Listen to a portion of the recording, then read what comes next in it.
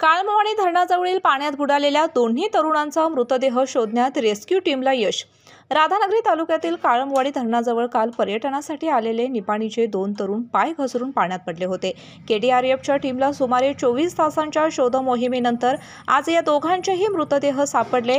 हे दोघेही मूळचे निपाणी येथील असून काळमवाडी परिसरात पर्यटनासाठी आले होते। त्यातील गणेश कदम हा युवक पोहता येत नसताना देखील दूधगंगा नदीपात्रात उतरला होता। त्याला बुडताना पाहून गाडीचा ड्रायव्हर प्रतीक पाटील हा त्याला वाचवण्यासाठी गेला असता दोघांनाही पाण्याचा अंदाज न आल्याने दोघेही पाण्यात बुडाले। त्यामुळे गणेश आणि प्रतीक या दोघांचाही पाण्यात बुडून मृत्यू झाला। सध्या या दोघांचाही मृतदेह सापडला आहे। या शोध मोहिमेमध्ये NDRF, KDRF, life rescue force Kolhapur व राधानगरी पोलीस होते। केके न्यूज साठी राधानगरी प्रतिनिधी मिलिंद कांबळे।